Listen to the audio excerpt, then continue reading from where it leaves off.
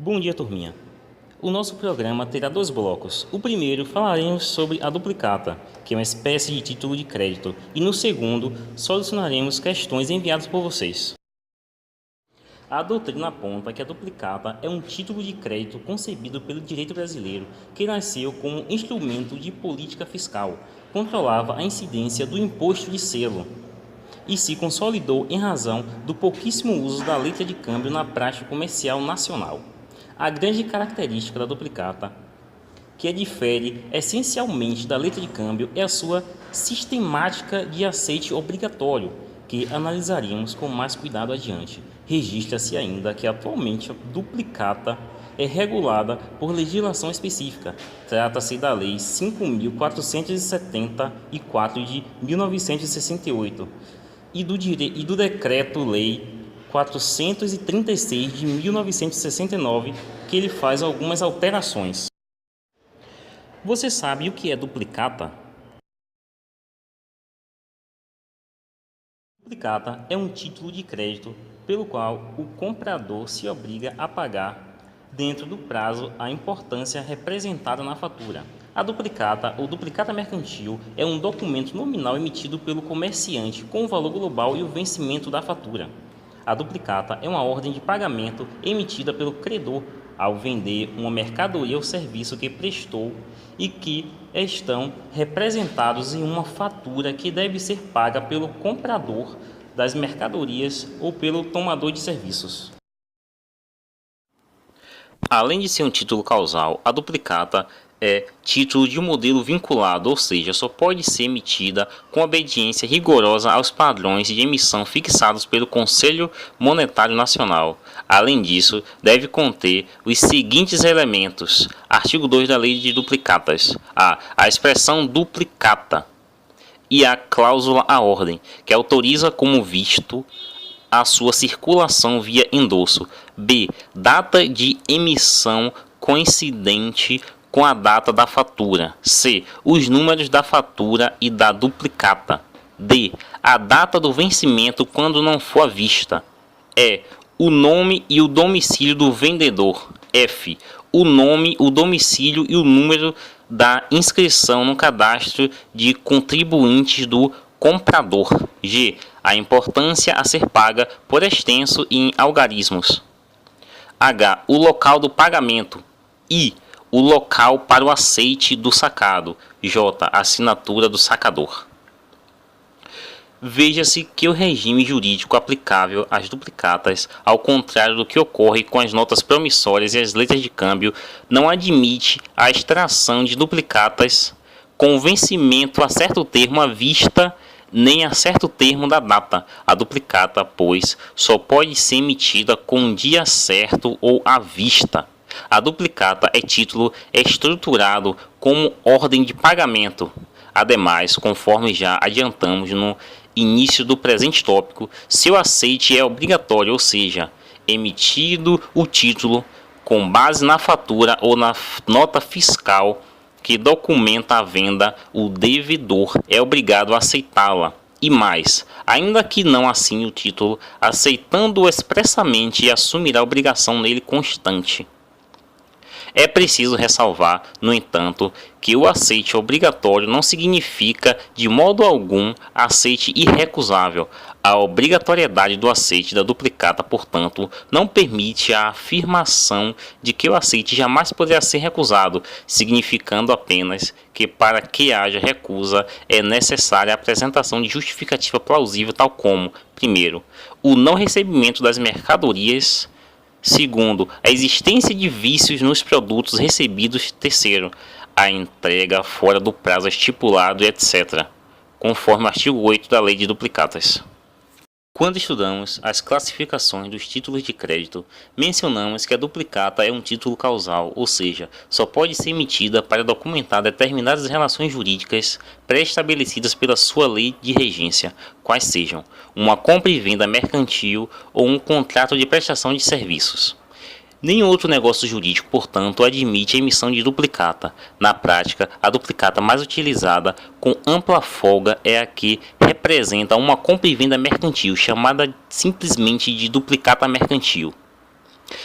Deve-se frisar que a causalidade da duplicata é tão forte que o Código Penal previa até meados de 1990 como crime a emissão e o aceite de duplicata que não correspondesse efetivamente a uma compra e venda mercantil ou um contrato de prestação de serviços. A Lei 8.137 de 1990, entretanto, alterou o artigo 172 do Código Penal, passando a prever como crime a emissão de duplicata em desacordo com a mercadoria vendida.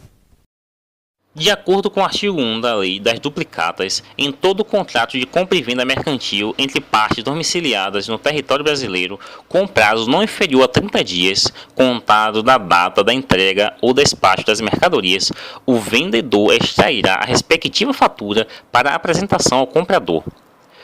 O parágrafo 1 complementa a regra, determinando que a fatura discriminará as mercadorias vendidas ou, quando convier ao vendedor, indicará somente os números e os valores das notas parciais expedidas por ocasião das vendas, despachos ou entregas das mercadorias. O artigo 2 da Lei das Duplicatas, por sua vez, prevê que o ato da emissão da fatura dela poderá ser extraída uma duplicata para circulação com efeito comercial, não sendo admitida qualquer outra espécie de título de crédito para documentar o saque do vendedor pela importância faturada ao comprador. Dessa forma, podemos ver que a duplicata é um título de crédito emitido pelo próprio credor. E mais, ao contrário do que pode parecer após uma primeira leitura desse artigo, não se deve entender que a duplicata é efetivamente o único título que pode ser emitido para documentar uma compra e venda. Essa regra exclui apenas a possibilidade de emissão da letra de câmbio, mas é plenamente possível a emissão de nota promissória ou cheque, por exemplo. Emitida a duplicata, ela deverá então ser enviada para o devedor, para que este efetue o aceite e a devolva. Caso ele recuse o aceite, conforme já destacamos, terá que justificar tal ato. Essa sistemática está disciplinada na Lei das Duplicatas, que em seu artigo 6 estabelece que a remessa de duplicata poderá ser feita diretamente pelo vendedor ou por seus representantes por intermédio de instituições financeiras, procuradores ou correspondentes, que se incumbam de apresentá-la ao comprador na praça ou no local de seu estabelecimento, podendo os intermediários devolvê-la depois de assinada ou conservá-la em seu poder até o momento do resgate, segundo as instituições de quem lhes cometeu o encargo. O parágrafo 1 desse artigo ainda prevê que o prazo para remessa da duplicata será de 30 dias, contado da data de sua emissão. E o parágrafo 2 complementa: se a remessa for feita por intermédio de representantes de instituições financeiras, procuradores ou correspondentes, estes deverão apresentar o título ao comprador dentro de 10 dias contados da data de seu recebimento na praça de pagamento. Bom dia, galerinha! Meu nome é Tamílias e vamos dar continuidade ao assunto. Primeiramente, iremos falar do aceite. O aceite pode ser expresso, ou seja, ordinário, ou presumido, por presunção. O aceite expresso é realizado no próprio título e a duplicata se aperfeiçoa como título de crédito. Pode ser executado direto. O aceite presumido, o comprador recebe, sem reclamação, as mercadorias adquiridas e enviadas pelo credor, ou seja, vendedor. O simples fato de o devedor ter recebido as mercadorias sem recusa formal já caracteriza o aceite do título. Necessários o protesto, mesmo que a execução se dirija contra o devedor principal. E o comprovante de entrega das mercadorias. O artigo 15 da Lei das Duplicatas fala sobre isso. Uma observação é que no parágrafo 1º diz que, contra o sacador, os endossantes e respectivos avalistas caberá o processo de execução referido neste artigo, quaisquer que sejam as formas e as condições de protestos. O Supremo Tribunal de Justiça é bastante rigoroso na análise da possibilidade de execução da duplicata, sem aceite, ou seja, aceita por presunção. Exige-se que a prova seja inequívoca do recebimento das mercadorias ou então da efetiva prestação de serviços. Execução duplicata sem aceite. Em contrapartida, e entendimento também do Superior Tribunal de Justiça, que a exigência de comprovação da entrega das mercadorias para que a duplicata aceita expressamente se aperfeiçoe e, como título executivo, só é necessária se a execução é voltada contra o devedor principal, ou seja, o comprador. Se, todavia, a execução é direcionada contra o sacador, isto é, contra o próprio vendedor, no caso de ele ter endossado o título a terceiros, é desnecessária a referida comprovação. A ação monitória, duplicata sem aceite protestada.